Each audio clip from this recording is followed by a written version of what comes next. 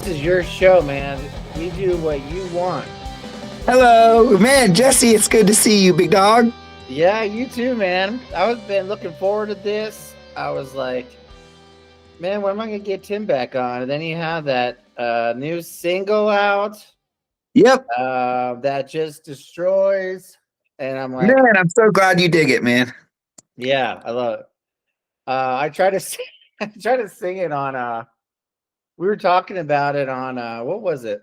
We're doing a reaction video to the new Palaces Sun Oh Hunting. my God, it's so good, Yeah, and man. Those guys. then I want to just give a big shout out to those guys. Uh, golly, man, Palaces are maybe like not only as musicians but as personal family friends of mine that I love to see succeed. I love to see them shine, and I know that they have just been itching to get this new record out, or new EP out. That Sun Hunting, and they've been working with Bill so tirelessly on that thing, man. It's really good to see, it come to life, and they were right there with us when Low Heaven came out, when Leaf Blower dropped that thing. They were with us from when we were writing it, so they got to see us, drop ours, and now it's their turn, and they are very deserving of all the flowers in the world, and I I love them, love those man. I feel guys. the same. Yeah, Uh, man.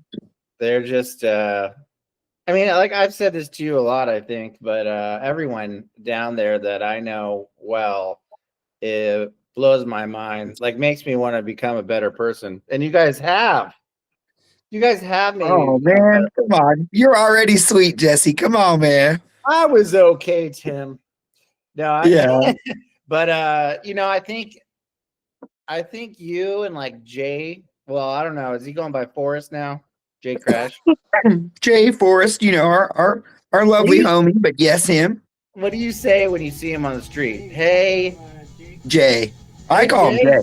Yeah, I I call still him call Jay. him Jay. Yeah. But I mean, like, that's another wonderful man in my life. A very big pillar of the Atlanta music scene around here. I mean, him and Sid have been, golly, man, they've been having so many shows at the 529 that are just packed to the gills, man. And it's really good to see them shine too, man. You know, uh, Jay's band, Celestial Death, they're headlining Mosh for Tots this year. Oh, nice. And yeah, and Mosh for Tots, I didn't realize, sorry, I had my buddy, I had Tama's hair on my hat. No, but Mosh for Tots, I didn't realize I've done this thing for 12 years. Yeah, it's amazing. And yeah, man, and it all, I mean, honest to God, dude, it started out as like just for shits, man. Many, many, many, many years ago, 12 years ago, I guess, my one of my buddies had passed away, and it was an unfortunate car accident, and he left his daughter behind. Yeah. And I was like, I'll be damned if my good friend can't provide for his kid anymore. So Yeah. I started raising money. It all started out with my buddy and his daughter. Her name is Riley, and I was like, man, I'll be damned if this girl ain't gonna get what she needs now that her dad's gone. So I started Mosh for Tots, and it was like very DIY. It's the very first Mosh for Tots is actually fucking crazy. So me and my band at the time, we were in a band called Harvester, and very cool band. I loved every second of that. That was pretty much like, I don't know. It was a very cool time in my life, and we released an album called Barbaric. And at the time, I was living with the guitar player. His name is Brian, and he was like, "Man, why don't we just throw this party like at my house?" And I was like, "Yeah, okay. Well, how are we gonna do that?" And he's like, "Well, let's just get all these bands, and we'll provide all the booze, we'll provide all the food. Like, we'll just have a big party for the community to raise money for her and to raise toys for other kids. And I was like, yeah, man, I think, if we can host it at your place, I think that'll be a good start. And lo and behold, we had like 400 people there. And our buddy at the time, his dad owned a liquor store that had burned down, so they couldn't sell any of that booze. So he Oh, gave us, like, granted, this is when I was drinking. I don't drink anymore. It's been 3 years now since I've had alcohol, but yeah. uh, um, we had, I swear to God, a wall of alcohol, and then right next to it was a wall of amps. And then on the other side of that wall, it was a wall of toys. And That's we awesome. raged until like 4 a.m, bro. It was a cool time. And then it all kind of started from there. And now, we were doing it in people's houses. So I would just be like, hey, I'm having a big party. Can I borrow your house? Yeah. And then people would, at the time, this is like way before COVID, way before, this is way before all of that stuff. And people would, usually do it. Well, this one time, my buddy, he had like a 2-bedroom, 1.5-bath house, and we stuffed it with 350 people. Yeah. And like his house was like, you couldn't walk anywhere, you couldn't do anything. And I felt terrible because like that's a lot of sweaty people in someone's home. And I just felt terrible. I was like, man, no more. I can't do this at people's houses, man. It's getting out of control. Yeah. And it's not safe anymore. And like, I don't know. I wanted what we were doing to be good. And I Yeah. want people to view it as a good thing. So I was like, we might as well start doing it at venues. And Yeah. I think we started doing that. I think the first venue to accept us, if I'm not mistaken, my memory could serve me wrong here, but I think it was the Highlander, rest in peace. Hmm. And that place was a beautiful bar here in Atlanta, man. There was a lot of cool shows I've seen there. And over the time we've raised, I mean, so many toys, dude. I've raised toys from kids in Austell to, the greater city of Atlanta to the Bluffs. Now we're doing with the CASA program, and this is like our 3rd year with them, and they are really cool people, man, and they do really cool stuff, Jesse. These kids, they basically, they've got no parents because Yeah. the government took them away. so, Yeah. you know what I mean? And those kids that, every toy we raise at Mosh for Tots is important to those kids. And to bring it back full circle, we've got Celestial Death on there. And their Jay's band is so incredible, and to see them, I think this is their first time as Celestial Death playing. And it means a lot. And then Subdivisions is another band has they've probably played, I'm pretty sure, every Mosh for Tots. I'm pretty sure they've been on every one. And then Death Riff, Death Blender, Signs of Thea, and A Sight of Thea, I believe is what it is. And man, there's a bunch of killer bands, man, on a big bill at the 529. It's gonna be crazy, man. Dude, that's awesome. Hey, real quick before we keep going, What's up, buddy? can you keep your phone like? Is there a way to put it on something to stabilize it, just so people don't get seasick? Yeah, no, sorry. It's my ADD. I'm trying to get like this light to not be in our way. Yeah, that there we works. go. You're comfortable right there. There we go. Nice and easy. What if you turn it on the side? Will it give you the full screen? Yeah. Is that that's great. I don't know if it goes up so I can get more of your top of your head. Okay. Sorry, man. No, here I'm trying to. I'm trying to make this work. Yeah. Where I'm at. There. Perfect.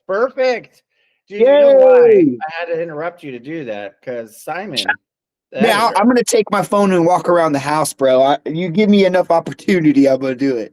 Yeah. Well, he's pretty abusive, Simon. He abuses me, and he gets very angry. No, Simon's a sweetie. When I don't get a camera angle right, boy, I hear about it, and I'm shamed for months. Nah. No, just kidding. I'll give Simon a chance to put something in there right there. Nah, he's gonna clip it, dog.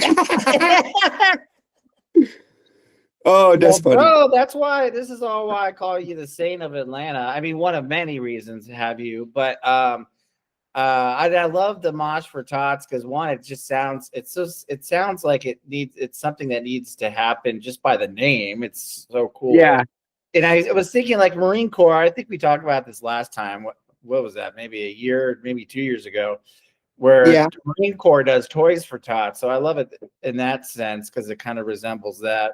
But yeah, you should yeah, send me the links to those organizations too, yeah, man. or the one that you're working with this year, and we'll put it in here too for people to Yeah, know. the CASA program is out of Gainesville, Georgia, and Okay, it's the Court Appointed Services of Atlanta is the got name it. of the acronym there.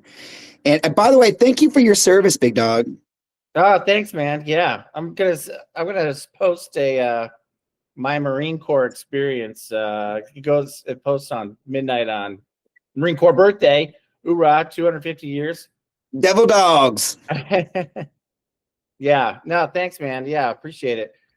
Um, but yeah, we'll share the link to that so people are aware of them. It reminds me, my sister was a lawyer and worked with uh, Child Protective Services and what was that? Shoot, I used to volunteer there too, and I can't remember the name of it. It was a long time ago, but up in Rhode Island, and also, even the parents, even if they did wrong, everybody deserves a lawyer, right? So Yeah. we would sometimes represent them, and I think that was a very unique and challenging time for her. But still, it just reminded me of that. And speaking of celestial death, you know who I've been talking to recently? Who? Is Jason Schwartzwalder. Man, what an incredible guy he is. Yeah, That's he's a homie, dog. That's a real homie too.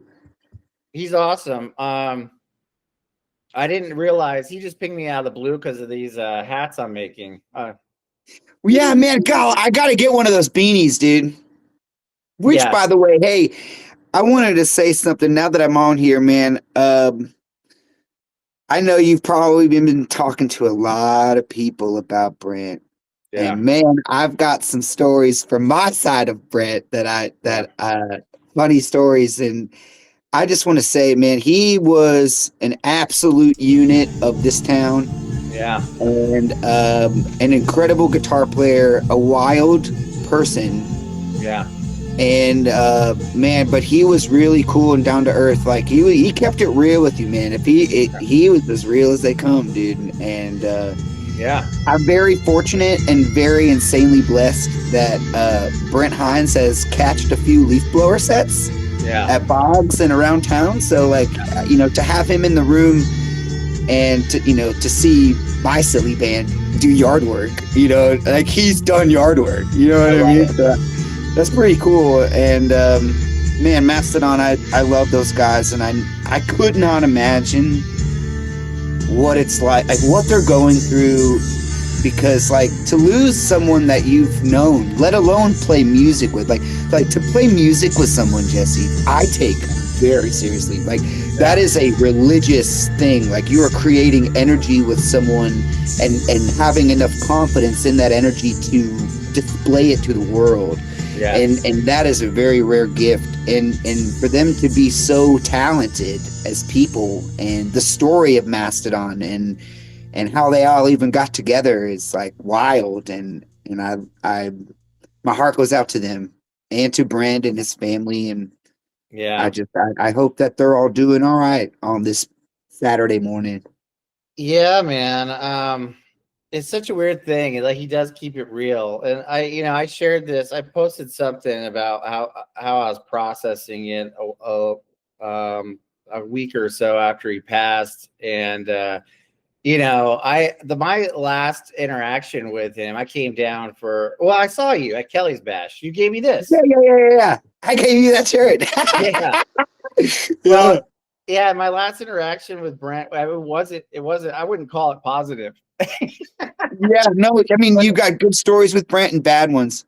yeah, but that's to me, that's not even the point. The point is to focus on like the ethereal and like from another planet amazing gift he gave us with these soulful, the soulful talent, and so I just don't want anybody to ever forget him. No And then way, nobody dude. ever will. No way. Not in this No. town. Not in Atlanta, Georgia. They won't. I promise you Yeah. that. Yeah, like Yeah. that. That is like, I mean, dude, there was at the Halloween parade, I saw so many pictures of people that went as Brent Hinds for Yeah. Halloween. Yeah. Like, imagine being that cool to where people wanted to, like, memorialize, what's the word I'm looking for? Like, pay homage to you, Yeah. Like, I mean, like, I feel like in this, you only get one life, dude. Like, you get one single life, and that is it. And to inspire people with a talent that you have that is going to be like timeless. Like, I mean, Yeah. dude, Blood and Thunder is going to be like timeless. Yeah. Leviathan, timeless. Crack the Sky, timeless. Like, those are all like legacy records now. Yeah. And to leave that kind of footprint into the earth of music Yeah. is like, I mean, dude, incredible. And Yeah. and and then for them to be right from our backyard, man. And I think that I don't know. I take that shit personal, dude. I don't know. I really love that band and that too. I'm really big on legacy shit. Like, I mean, dude, like what happens when we die and like what will people remember you by? And if they're gonna remember you by some sick ass guitar riffs, dude, Yeah. that's pretty sweet. Yeah, and not only that, and I might have to edit this out because it's not really my story to share. So I'll ask Tom. But Tom was telling me, you Another know, wonderful man, by the way. oh yeah, he's the Love best. Tom. He was telling me, the where he was riding home from when he got killed. He was helping a guy out do his record, and he was telling the guy, he's like, you know what, I want to give you 100%. I don't think I'm giving it to you. I want to come back and do it again. Can I do that for you? And this is just for free, helping a guy, some dude out. I don't know. I don't remember who it is. And maybe you've heard the story already. No, And I haven't but heard that it. was the last thing he did was help someone out. You know what I mean? That's a Uh, good man. That I'm so glad you told me that, dude, yeah, because that's nice, man. That's yeah. cool. I'll ask Tom. Maybe he'll let me put it in, but it's really his. He shared that with me. Yeah, I saw him on the March for Brent, Yeah. and man, he gave me a real big hug, and Dude, you guys he are both great huggers. yeah, no, Tom is an excellent hugger, man. Like he brings all that love, and it's real, dude. He is Dude, he's another real dude. yeah, when you brought me this and you gave me a hug, I was like, oh, I like this. I don't know if I want it to stop. Yeah, dude, I will hug any homie on sight. Like that's just how it is, dog. That's how I was raised, man. Yeah. And man, I just and it's funny, going back into all of this and death and stuff. That's why Starved of Light wrote that song. Yeah. We that is actually ironically um that is actually the first song that we all wrote as a band. Mm.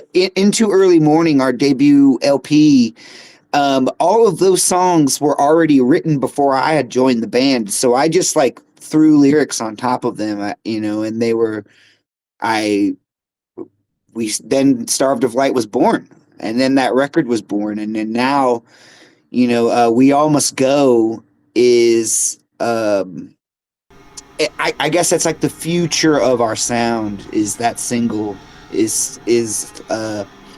and it all goes back to death and like the purpose of why we're here and why we're here. Yeah. And like, is there, when I say is there grace after death, I like there's got to be something more than this, but the only way to find out is to pass through that portal, man, and like the portal of life and death. And I feel like everyone, I like, whenever I die, I hope that people use that song as a way to cope with loss. I wrote that song for like if anyone were to lose a friend or a loved one, to like, I don't know, kind of like have a break room, you know what I mean, where you Yeah. could just kind of let loose for 4 minutes and feel something. And I this year I've experienced a lot of loss, and my musical colleagues and I have experienced a lot of loss, and personally, I've experienced it, and it's all very real. And the older that we get, man, it just becomes more natural, and it hangs around more. You know what I mean? And I don't know, having that song be the push, like the cosmic push of what is to come of the next, because we've got a lot of songs, dude, that I wish I could share with you, but Starved has a whole EP that we're cooking, that we're going to be going into the studio with probably by April of next year. We're going to start going into, we call it the cave. I'm in it right now. Oh, um it's really cool. yeah, so like this is like attached to our house. Yeah. And it's a whole jam room, and it's soundproof, and it's got lights, and it's really sweet. And sometimes cats hang out here, which is pretty cool. And it's where we recorded into early morning, and we're going to be recording. I can't say the name of the new one yet. Yeah. We've got some time before that news is released, but it's going to be a 5 to 6 song EP. And I can at least say that because we've got like that many in the tank. So No, that's um, cool. Yeah, I was wondering because when I listened to "We All Must Go," that I was on Bandcamp. I was like, okay, I didn't know if you had released a whole album, and then that was just the first no, it's a Lawn Chair standalone Youth on it. single. Well, and I want to go into Lawn Chair Youth in a minute, but yeah, so I didn't see. I was like, "Where's the album?" I'm like, "Oh, they just released this." But so it's coming. We All Must Go won't be on the EP. That song was literally released for Halloween. It was released for ourselves, and like I said, that is the very first Starved of Light song written by the lineup, like Yeah, as a group. yeah, And we wanted it to be shown and displayed as like the key to the door. You know what I mean? And you gotta go through it. And shout out to Necro's Void. That dude lives in Indonesia, and he drew all of that artwork by pen. yeah. What? And yeah, dude, and like while he was drawing it, it was crazy because like I guess his country was going through like some kind of civil war, or like they're going through like some hard times, and he was like, "Hey, sorry, I can't do this. They cut the power to the sector of my fucking neighborhood. I can't do shit, can't see." Yeah. And I'm like, "Yo, dog, like, please be safe." Isn't And that like, you got to educate me a little bit on black metal, which I'm warming up to. there's a And lot of good black metal out there, dude. my question is because like the when I look at the artwork, it reminds me of I would in my mind, my uneducated mind, I would associate with that with black metal, and then like listening to you, Celestial Death, and Low Before the Breeze. I'm like, is this Great black band. metal or is this influenced by black metal? Is it what is the genre?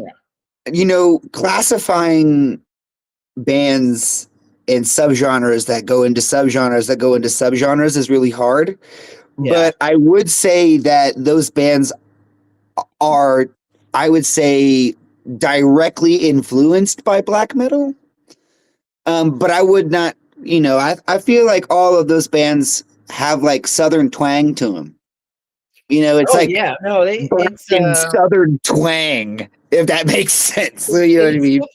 yeah, it's definitely different from what I understand. Again, I was never really exposed to this, and I think you guys were, all of you guys were a little bit of a gateway for me to look into it. And I've been watching these documentaries on like actual true, like, Like black and I know metal. I don't, I hate labeling things honestly, but I'm just trying to like get an education on it. But like, I went and saw Low Before the Breeze there in They're Baltimore, and so good. yeah, and he was giving me a little bit of lesson. He's like, "Well, have you ever heard of this album?" And I was like, "No." He's like, "Well, that was a black metal seminal album." I'm like, "Oh, black metal, okay." And then I start watching these documentaries on black metal, and it's always these guys. It's always like DIY, uh, and they do their own artwork, and and it's just super heavy. But then listening to you guys, it's more groovy, more metal-y too. Dang, dude. And in some cases more thrash, you know? Hmm. I don't know. Oh It's yeah, dude. Like I feel like, Josh Kirsten, he's got a lot of thrash guitar in him for sure. have He's you a heard guitar. Malefic yet? Yeah, oh, yeah, we've played with him. No, they're a Oh, great band. nice. I'm trying to get them on the show after I saw a clip that Terminus Hate City put out there. I was like, I love that, dude. That was awesome. Yeah, they're a great band. I mean, golly, like you said earlier, man, there's just so much talent down here, dude. Like there's so many sick bands. Like Yeah. it's hard to like I don't know, man. Like there's just we live in an era right now where I mean, we are very blessed with so much talent and like it's all right underneath our feet, dude. Like it's like right around us. It's Do you think crazy. it's too far to say like Atlanta to metal is kind of like Seattle was to grunge because it's like so potent and so talented? I would say maybe. I mean, I mean, that's a I see it maybe. as metal. Again, I feel like that's like classifying. I mean, because like also like true to anything. I mean, Atlanta is the capital of hip hop to me. Yeah, I yeah, mean, there's a lot of hip hop, so a lot of R&B down here, a lot of like richer music than metal. yeah. But I do feel like there is a lot of metal down here, man. I mean, Yeah. I would say that this, as Andre 3000 once said, the South has something to say. And I think that in that regard, that Atlanta metal has a lot. Atlanta rock has a lot. Uh, there's just so much down here, man, and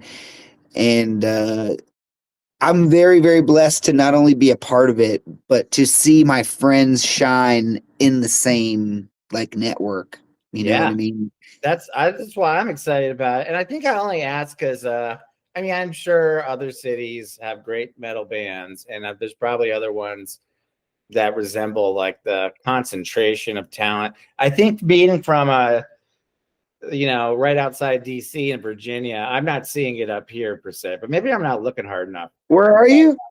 I'm up in I'm about 20 minutes outside of DC in Okay, Springfield. outside of DC. Yeah, I mean, maybe, golly, that'll be my homework is to check out what is to see that scene. There's got to be band. I mean, dude, if you were to deep dive, if you were to like go on, like I don't know how you feel about Spotify, but the Spotify's got in a way where you can like go and like find bands from an area, and Oh, you can cool. Well, and you Google can. too, right? Google should Yeah, be able dude, the internet. Yeah, I mean the internet's all around us, I guess. But uh um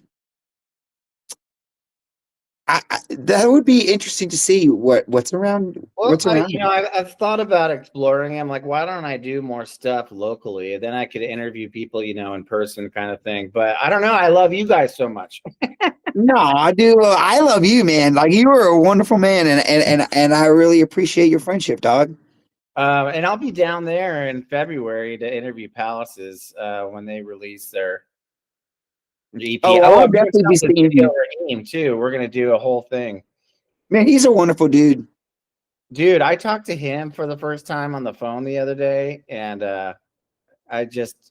we clicked or something. I mean, I don't know if he feels this way, but he had me like rolling on the floor, laughing, That's and cool. also just it was really we just connected. I felt on a lot of things. It was a really great conversation. But anyway, back to you, man. So you're the saint of Atlanta. So it's Mosh for Tots, but it's what else do you do? You do other what's Yeah, we did. We started doing. We've done a couple of these different events.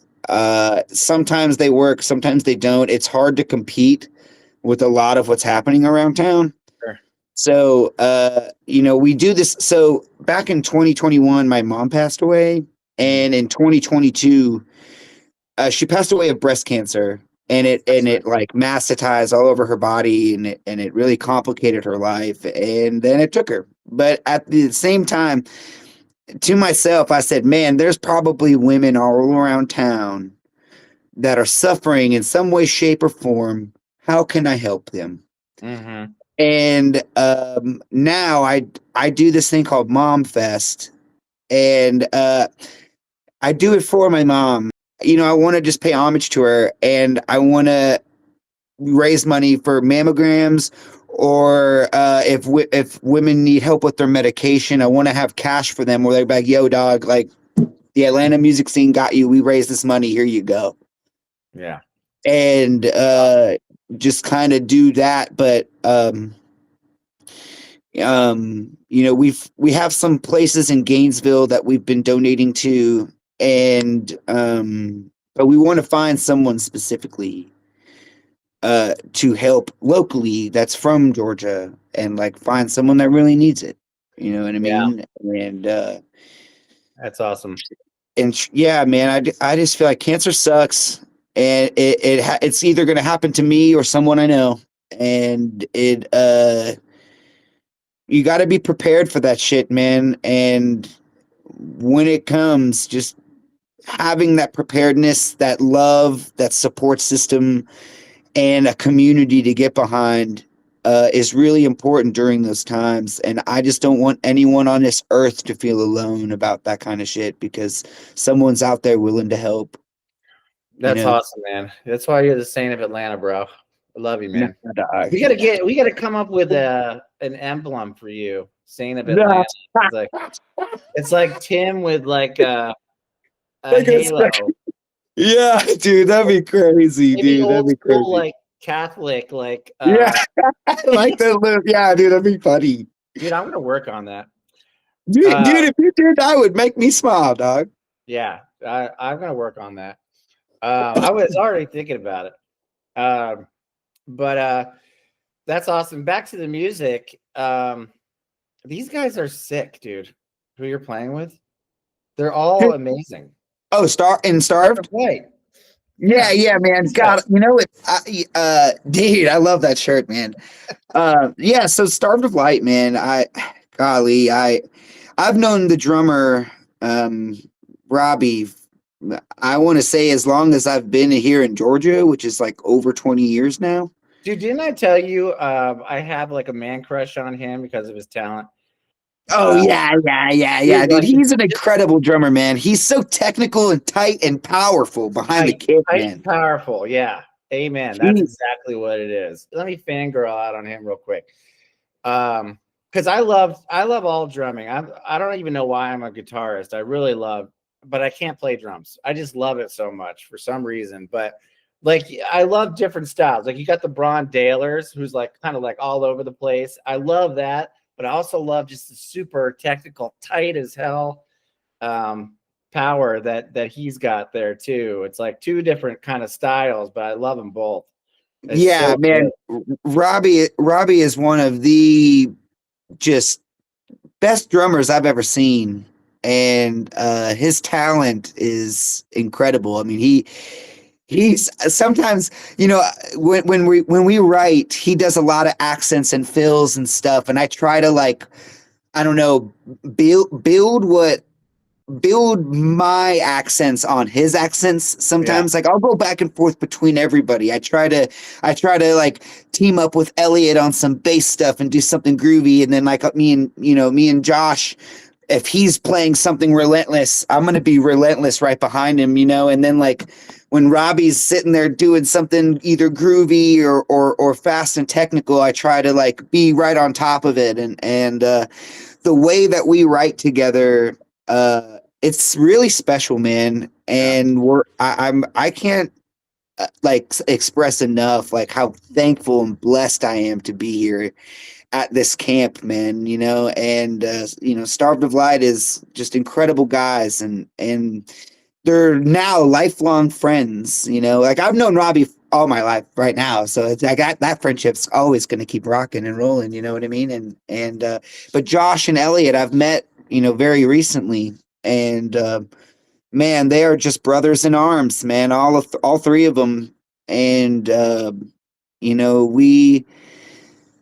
the way we get together every Friday night, and it's like, you know, like the weekends here, like, you know, we're plugging in our amps, we're getting in the cave, and we're getting ready to hang out and write new material. And you know how quickly we're able to take songs and ideas and then flip them and concrete them into a song with a name and a face, and it's ready to rock. It's like insane. Yeah. And you know, to be around that kind of lightning in a bottle, you know, you just got to thank everyone around you, because it doesn't happen like that often. I think they're all exceptional musicians. I don't know them Oh, they're personally. great musicians. What was the experience of Lawn Chair Youth? Man, Lawn Chair Youth was great, man. They I think his name is Tim, and the drive was like the hardest part. You know, it was like a 3-hour drive, but other than that, like getting there, that studio is incredible. I recommend, you know, I'm gonna give him a drop right here, man. I feel like if your band is looking to do something professional and be at a facility that treats you as a professional, Yeah. Lawn Chair Youth is definitely the place to go. Well, And man, it's been real beneficial to a lot of bands. Like I think of Yosemite and Black, how that kind of blew up yeah, to man. views, and I just sent them hats for their Thirsty Thursdays. They drink the Bush Light, so Oh yeah, I made Bush Light embroidery hats with Yosemite Black underneath. that's so sick, dude. That's another really good band. I love them so much. They are a very powerful band. Yosemite and Black is so powerful. They are so cool. Well, it's like you throw a rock and you're going to hit an exceptional, amazing band down there. You know what I mean? It's yeah. I was just thinking of this. I saw them at the 529 recently, man, and they just destroyed that place. I mean, like everywhere they go, they just wreak havoc, and it's like such a cool vibe. And I love those dudes. Those are another great band. Another great band from this town. Dude, I don't know if you got this on the Lawn Chair Youth video. I hope you don't. I hope no one takes this as negative. I actually think it's very funny. But for some reason, every time I watch those, someone's making fun of the drummer. It doesn't matter what the band is. Like they did it with Low Before the Breeze with JB. With JB, yeah. Yeah. They're like saying something about his age and stuff. That was mean, I thought. But I love Andrew Span on there, like was so great. When anybody made a negative comment, Andrew had like the perfect kind, not to fight back, but hilarious, like de-escalating retort. And I was so proud of him. He was so witty with that. But I was thinking someone said something about what's your drummer's name again? I'm sorry. Robbie. So I was talking about Robbie. Is like, dude, that drummer is sick. I'm gonna listen to him after I rent my car from him at the Hertz or something. Yeah. Just because he's got the kind of the clean cut look with a mustache on that video. Yeah. Oh man, no, yeah, he's a sharp dressed man, no doubt, man. And that is for the record, that is honestly one of my favorite shirts Robbie wears. It's a button up, but they're all like great white sharks. It's just a shark shirt. Oh, that's awesome. You can't see it like from far away, but they're like great white shark. I mean, it's a really cool shirt. But he loves that. He loves that people comment on that video. He loves that shit. I'm pretty sure like that's his. Like he's gonna probably like wear a button-up shirt now, like behind a kid every time. That's awesome.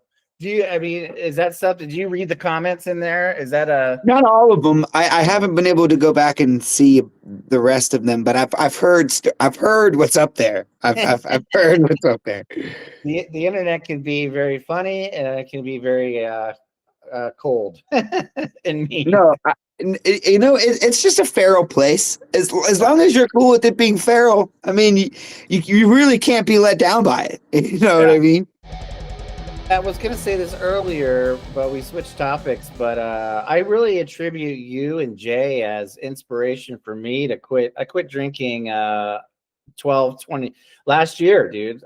Wow, Jesse, dude, I'm really proud of you, man. That is really cool, dude. Thanks. Well, so I just challenged myself to do 1 year, but I don't see myself going back. But Once you quit, you never go back. I promise, dude.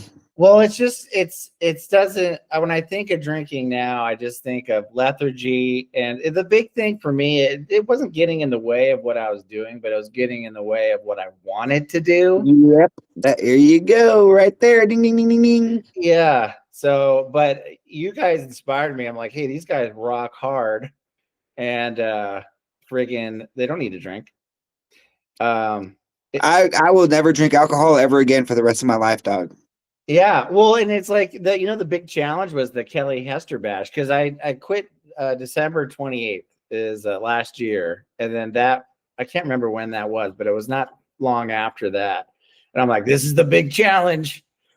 And then so it was real inspiring to see you there, and then Jay there, and then me and John Jacobus. You know John Jacobus? I yes, I do believe so. I'm gonna mess up his band name, Tracile. Um, but anyway, he's quit for 12 years, so we were like battle buddies that night, and it was awesome. I had the best time. And I'm like, hey, this is cool. I can do this. This is so I want to give that shout out to you guys for being an inspiration, but also check in with you. Like, it doesn't sound like it's really difficult to do anymore, right? No, man. I mean, to get not, to get into it, but not to get into it. I was in the alcohol industry for 15 years of my life. Yeah. Whether I was in a liquor store or I worked for a distribution company for many years. I was a bartender, server. Like, I mean, I just around it a lot. You know what I mean? Working in a brewery, I worked for breweries for a long time, and you know, it, I had free access to alcohol at any time I wanted it, and that became a problem when I became really sad when my mom died.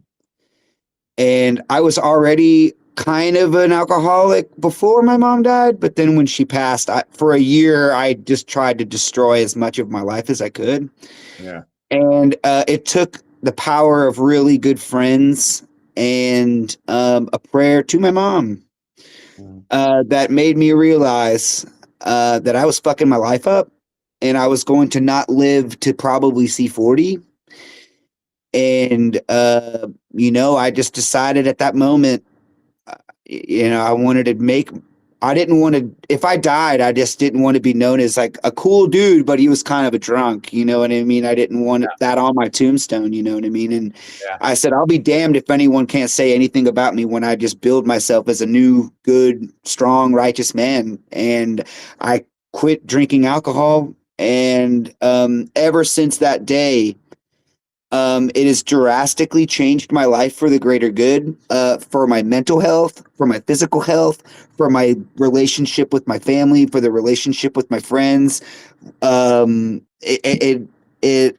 can't stress enough. If anyone watches this video, if they're thinking about quitting drinking, you don't have to do it forever, but definitely do it for a year, and you'll definitely see a change in your life. Yeah. And for me, August was 3 years for me without it. Nice. And I used to think that I would never go a day without drinking alcohol. And here I am going 3 years without alcohol in my life completely. Yeah. And, Don't you think it makes you more creative too? yeah, it does, man. And right when I quit drinking, I tried out for Leaf Blower. And then the rest is history. You know what I mean? Now I'm in two bands. I've been doing my own podcast. I've been trying, the Peach Pit podcast. And we've got a couple episodes in, and I love that logo. I love that oh logo. yeah, thanks, dude. Graphic. Yeah, and we're kind of taking a break. We've all been all the people that do the Peach Pit, they are all either in bands or they are engineers or they are doing something else. And like we do all of that for free. So Yeah. it's like it's hard to like turn down money when there's money to grab, you know what I mean? Yeah. And um you know, we're gonna get back on that thing here pretty soon and uh I I can't, you know, going back to it real quick one more time. I can't stress enough, man. Like quitting alcohol will change your life. It will help you in a lot more ways than you think, Yeah. and it's definitely worth a shot Yeah, on I that mean, note. I'm sure it's the same with you. I don't judge anybody for whatever they do, and some No, to each people, their own. yeah, and Yeah, some people are, they're rock stars, man. Like with their ambition and their creativity and health, and and drink. For me, the thing that I kind of explain it sometimes. It's a little weird, but I feel like I got this antenna and it's connected to something pretty awesome that yeah. feeds me ideas, creativity, and motivation and tenacity. And then, but when I'm drinking, that antenna gets fuzzy. It's like there's stuff that grows Yeah, around it. you're altering your brain's communication to the rest of your body, and Yeah, you're poisoning it. I mean, that's what that alcohol is too. poison. It's You like know? an external connection and an internal connection, and it all weakens. Uh, for me, I don't know if it does that for everybody, I would never assume it does or doesn't, but I think that's what I've learned now that right for this last year that antenna is very strong and You're humming the with signal, power, brother. Yeah. yes, the signal strong. Yes. All the way to 11, man. Yeah, so well, I wanted to touch on that because you and Jay were definitely big inspirations for that. Yeah, Jay is a big inspiration to me sometimes. Like I feel like when well maybe all the time actually, but he's just man, he's a good guy, man. He's him and yeah, he's given my band an opportunity to play some really cool shows, and I'm eternally grateful for him. And him and Sid, those guys are. I've known them for a really long time, and you know, both of their eyes and my own have seen all floors of the old Masquerade, Yeah, and seen how that building used to just hum with power every night, and I feel like you know they're from the old days like me. You know yeah. what I mean? You know the new Masquerade's cool and all, but there's nothing that beats 695. 695 forever, dog. What do you say? Huh? 695? Do you mean 529? No, 695 is North Avenue. It's where the old Masquerade used to be. Oh! I gotcha. Yeah, didn't Sid do promotions for Masquerade or? At the Um, new one, yeah, and the old one, yeah. He used to, you know, back in the day, Sid had a really cool party he would throw called Slaughter Q. yeah, And that was like maybe I hope he brings that back. That was maybe my favorite time of year, man. It was like summer and barbecue and metal, dude. It was really sick. mm, And he had some killer bands. I mean, dude, I remember one time uh my old band Harvester had played one time, and we played in Hell, man, and it was just outrageous. That show was outlandish. It was chaotic. It was that place. There were people jumping off of PAs. There was like that building was filled ass to elbows in there, and that there that was a cool time. That was a cool time. hey, I was gonna ask you too about your voice. You are a force of nature. Your voice is so powerful. How do you Oh get it? man, How did you get to it to that point? Like what do you man, practice? Well, how do yeah. you practice if you do? But how does it come out of you as such a Um, It hits it you it right it in the gut? it it all started. I don't know. I think I was in 8th grade, and I heard that Slipknot record, And I was just like, how is he doing that? And then I heard Linkin Park, and then I was like, how is he doing that? Yeah. And then I heard Thrice, and then I was like, how the fuck is all these dudes doing this? And then I would get CDs, and I would just like either sit in my room, or by the time I started driving in high school, I would just put CDs on in my car and just try.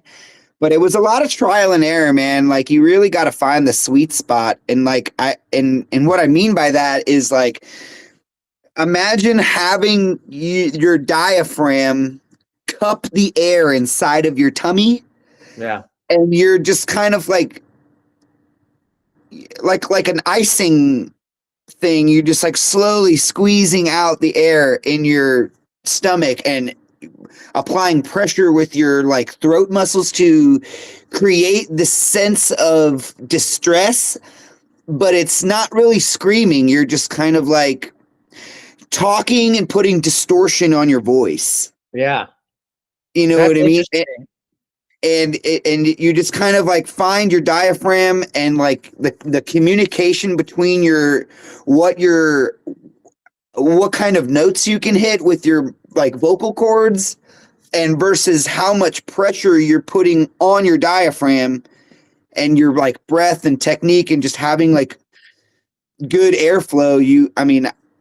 That's just kind of how I figured it out, is just kind of getting comfortable with my body and what my body can do, what my body can't do, what makes my voice tired, what doesn't make my voice tired, and just kind of trial and error. But it's, hours and hours of practice, and people listening to me just scream like a crazy person in my car, like a cat lady or something. You know what I mean? Like, ah! But like trying to figure that out, man. It's just been time, practice, man. I've been playing music and screaming like that for 20 years, like over 20 years now. But just practice, and also having confidence in what you're doing, because if you're like second guessing what you're doing, then you're not really devoting to like muscle memory and emotion. Yeah. It won't work. I call it blood magic, and it like that. Like, whatever your body can produce, that magic, you have to condone it, and you have to allow it, and strike with full force. Because like, if you're starting to second guess, or like, am I doing it right? And because then you'll start like missing words, and like having the words and the conviction of what you're saying allows you to not worry so much about how you're doing it. You're just trying to focus on the words, and striking that, like, the phoneticism of what you're saying. Yeah. And that, and drinking a lot of, like, I don't know, green tea, or like honey, like a spoonful of honey sometimes. Hmm. And but I don't do that all the time. And like, when I play like live, it's whatever I sound like that day. Like, I'll warm up a bit like an hour beforehand and just kind of get my voice hot. Yeah. But then like after that, it's whatever comes out comes out. But like It's awesome.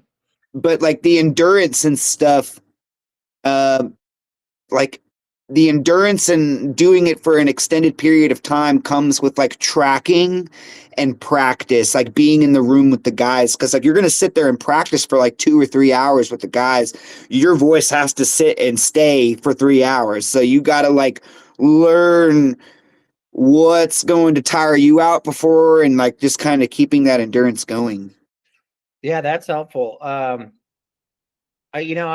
love to sing. I don't sing like that, but and I consider myself a very average singer. But there's times where I've like nailed it, and I've noticed what's going on with the air and my diaphragm, and I'm like, that's it, and then I'll lose it, like second guessing it, right? And I kind of think the metaphor I come up with when I get it right, it's like a bagpipe almost. Yeah, dude, you literally took the words out of my mouth. That was literally what I was going to say. Was a bagpipe. Yeah, Your because like, diaphragm or the you air don't. pocket is like a bagpipe. Yeah, and like to reiterate, when these people are when I'm screaming, I'm not actually sitting there like screaming. Yeah. I'm not like shouting like I'm watching the Falcons lose. You know what I'm saying? Like I'm not like that. That'll hoarse my voice. You know what I'm saying? But like when you're aggressively singing, it's more of like a slight pressure, like you're just kind of idling the engine of your tummy and just kind of like slowly putting it's like less is more, because Yeah. all you're really trying to do is just distort your voice. You're not trying to scream at and pop a blood vessel. You're just trying to make it like and then just trying Wow. to make it sound different. Wow. Are you sure you're not possessed? That sounds like demon possession. You nailed it. Nah, I'm By just a little sweet pea. a saintly demon. Yeah, dude. Maybe that maybe. I think people don't understand. It's that you're not screaming, but it sounds like you're screaming from the depths of hell. Yeah, Like you have to sound distress. possessed almost. Yeah, it's Yeah. like I call it the Holy Spirit. Yeah, that's awesome. You just kind of like how like I don't know, you'll see like it's like I don't know, it's like a different kind of electricity, man. Yeah. No, I dig it, man. It's cool.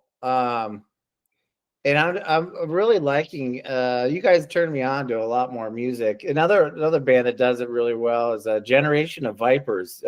Did you ever? Very cool band. Yeah, very cool Yeah. band. Yeah. Um, that's awesome, man. Well, so what's next for Starved of Light? What can you tell me? What can you tell the people? Oh, okay. Well, we are playing Starved of Light is going to be playing our last show of the year on November 22nd at the Blackstrap Music Hall with I think they're called the Burial Ground, and then our friends, very good lifelong friends, Violence System. And a big shout out to Violence System and to Josh Curl, because Josh Curl records all of Starved of Light stuff. Oh, nice. And True Fiction Audio is his thing, but I mean, I call him Curly. I've called him Curly forever because there's a million Joshes in the world, but there's only one Curly. So, You know well, what I I mean? was gonna say, do you when you see him, do you go, "It's just the curl of the burl"? Oh man, I have to do that next time I see him, dude. Oh yeah, no, I You would do have to do this. that. You gotta do He's like, this. "He's the girl of the girl." Yeah, that'd be funny, dude. No, but we're getting ready. Starved of Light. Like I said, we have about 4 or 5 songs that are like ready to go. We have them. There's guitar solos in them. There's singing in them. There's screaming. There's bass lines that are super thick and fat. We've got we've been in the cave just kind of hammering out some tunes, and once after the show in November, we're basically going into the cave and for a while. We're gonna try to get as many songs as we can up until April, and then just kind of get as much content as we can, and then I know that we're thinking about doing an EP. We're really trying to find someone to do a split with. We have some ideas to do something for like a split with like a local band and maybe even 2 local bands, and just kind of make like an EP of bands Yeah. and then have songs for that.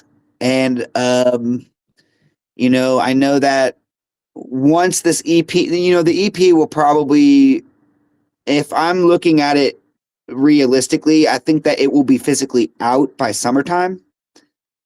Oh, Yeah, it'll probably be out by summertime. I'm going to go ahead and say that that's probably when it's going to come out. I can't say a name yet because the name, everyone else loves the name and I love the name as well, but it's so far out from when the record is going to be released. You don't know if there's going to be anything else that comes up yeah. in that time. But so far, the idea is one of the guys I can say um, the artwork that I know that we're going to go with for that EP. There is an artist on Instagram called Rotting Rain, Reign, and he makes these oil canvas paintings that are absolutely astonishing to me. Uh, and they really harness what metal should look like, if that makes Nice. sense. Yeah, And totally. and you know, me and Josh Kirsten have been just idolizing this guy's artwork, and we've both the band's pretty much decided that we're going to go with him when we do release it. That's But awesome. yeah, and I know that probably next year we'll probably play a couple shows. Like I said, we're really harnessing in on this EP. We really want to make like we all of these ideas are just coming so freely that we don't want to like turn off the valve. You know Yeah, what I mean? So we're gonna just keep that water flowing in and see what comes out of it. And once we get to a point where we have enough, we're going to record like literally as much music as freaking possible. And we have this idea with Curly to shoot a music video with like a small circle of friends and kind of have like a make it kind of funny, but like also kind of serious. yeah, Because like at the end of the day, Starved of Light, like we sound evil as fuck, but we're a bunch of sweeties. You know what I yeah, mean? Like I mean, I don't know, dude. I I love how angry this music sounds, and you know, a lot of Starved of Light. You know, there's a lot of things in this world that people are starved of, and one could even say that light is one of those things. yeah, But being the example of that emotional weight and like the being like the eye of the storm for all of those feelings and just shooting out lightning in every which way to somebody and hoping that it changes not only their field of view, but it also kind of like helps them along their path. yeah, Because like all of this music, they're just breadcrumbs of suffering. You know what I mean? Like there's deeper underlining tongue in cheek shit in there, but there's also like feelings that you should probably process through loss and death and like being a it's like all a part of nature. It's a part of like the anatomy of our body. Like we're built for that shit. And like how we endure it and how we come out of that suffering really is important on how it affects everyone around you and interpersonally. And that's why we write this music is to kind of like set some kind of chaotic level of passion and having that kind of um I don't know, I keep calling it electricity, but passing on good electricity to other people. yeah. I don't think it relates in every example per se, but I a lot of times I tell people metal's dark and heavy, so we don't have to be. Yes. Man, you hit that shit right on the fucking head, dog. Well, people are That's always like, real. "Why do you listen to metal? Like, why are you? What are you? So why are you so angry?" Or they think that I'm like, I'm not because I listen to metal.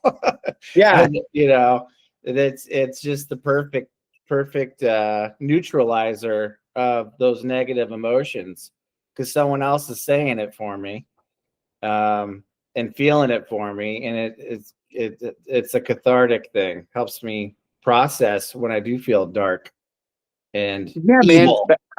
Yeah, dude. And that's the same thing with leaf blower stuff. Like, leaf blower is all about loss, man. Like getting through loss is I mean, every song, like that Low Heaven EP was built solely on the loved ones that were not there to see that record through. Like they're like Zach Romero of Bog Monkey, like a huge friend of ours, like he was an ally of Leaf Blower, and we were an ally of Bog Monkey. Shout out to them, man. They're incredible. All three of those guys are incredible dudes. And, you know, losing Zach really kind of hurt Leaf Blowers. Like, I mean, it just kind of hurt. Yeah. And, you know, we love him so much. And, you know, um, like, I mean, my buddy John Hole, he was a old 695, old Masquerade, like, disciple, man. Like, that guy had been there forever, man. And he lost his battle to leukemia.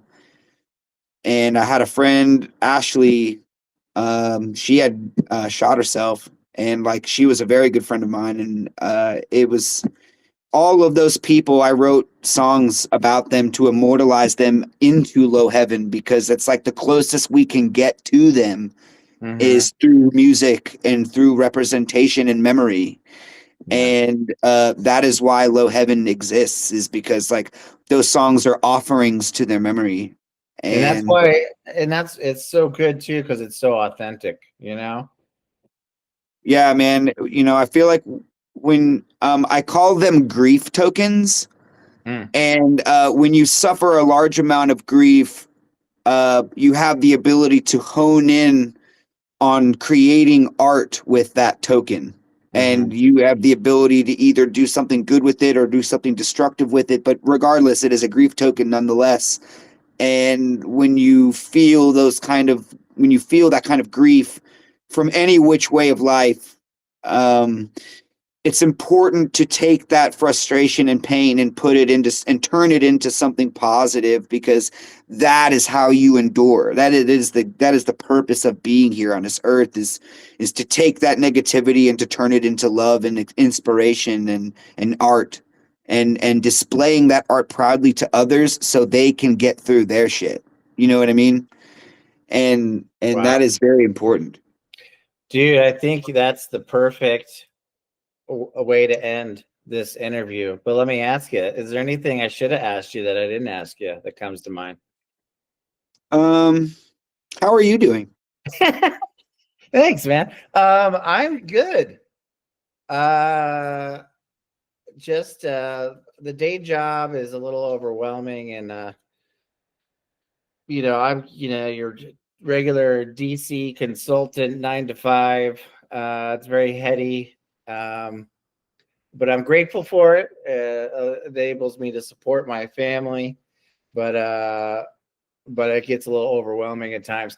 I'm loving this. I think I nailed it with this. I bought this embroidery machine, and that's given me so much happiness because I'm not. I love visual arts, like you were talking about the what is it? The artist, the rain. Oh, Rotting Rain. Rotting Rain. So we'll put him Yeah. on it too. I love and Jim Bob Cooter um but I don't have that talent. But I love that I can create it with some help from embroidery, digitizing designers. That's a whole nother art form, and this machine, and kind of bring it to life and do something with my hands. Yeah. That's been really great. It was sort of a really big investment. Well, hey, man, that kind of investment, I mean, dude, not only will you get the turnaround, but you're going to make a lot of people happy with the art that you're going to create with that embroidery machine. And that's what counts.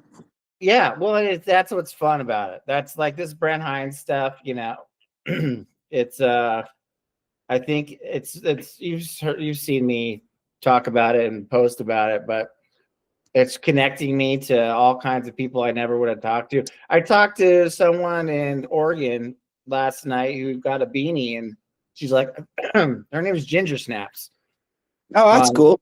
online, but she's known Brent for 30 years, and she Wow. was like so grateful that someone was doing something like this so that they can Speaking represent of, do you him. know who Aaron Papa is? Yes, yeah, she Yeah. did the stickers. Yeah, I just ordered some. They're probably in my mailbox, but her stickers and they go to Blackstrap's music program for kids to learn how to play music and instruments and stuff. And I think that Brent would love that too, Yeah, and I think that is really cool that people are coming together for Brent and making these amazing artworks. of him and his legacy. And like I said, leaving, he's left an imprint on this world that will never go away. Yeah. So that's funny because Raheem was telling me I should reach out to her and do something. You should. You I should, man. haven't done it She's yet. sweet. She's so sweet. That's cool. Yeah. But yeah, so that's really, really fun. And you know, it all stemmed from someone who wanted to order a hat, that embroidered hat, and the merch store we were using, like, it's just been so challenging to work with and difficult. I'm like, I'm just gonna get my own machine. I'm gonna make my own hats. Yeah. No, that's what you got to do, man. So yeah, we'll see. We'll see how it pans out. But it's giving me joy, Tim. It's That's giving all me that joy. matters, man. Yeah. But thanks for asking, and it's really good to talk to you. It's always good to talk to you, man. I love you so much. All right, man. Well, hey, it was really great to see you, dude. Good to see you I'm too, man. glad we caught up, and let's hang when I'm down there in late February if you're around. Yeah, give me a buzz, man. I'll be around. Cool, brother. All right, man. Easy, All right, dude. Love you, man. Yeah, love you too, man. Hey, this is Jesse from Radical Metal. I just bought a new embroidery machine, and the first thing I wanted to do with it was to honor the legendary and most consequential guitarist of our time, Mr. Brent Hinds. So, I made hats like this. My wife had the idea to use his tattoo, at least part of it. And this, I love this hat. I love the blue, but I got more like this yellow, red. I got hats like this with the white. 10% of everything I sell, not just the profits, 10% of the whole price. So if you buy a hat for $30, which includes shipping as well, $3 will go to a charity in Atlanta, whether it's the Fine Arts School supporting the Atlanta music scene in some way, or Kyle Sanders charity. 10% of every sale going from now on will go to a charity in Atlanta. Got beanies. Basically any color combination you can think of, I can do. I love this pink one. And I love this bad boy. This is another hat we can do. It's a larger tattoo. So hit me up at Jesse at radicalmetal.com. JESSE. You got the blue. Sorry, that's a white and black. And then you got a dad hat. Look at the dad hat. The dad hat became a cool hat as soon as I embroidered that. All right, so if that's something you want to do, if you want to represent a legend, it's a great conversation piece. It's a great design. I just think it's so cool. Hit me up at Jesse at radicalmetal.com and talk to you soon. All right, bye.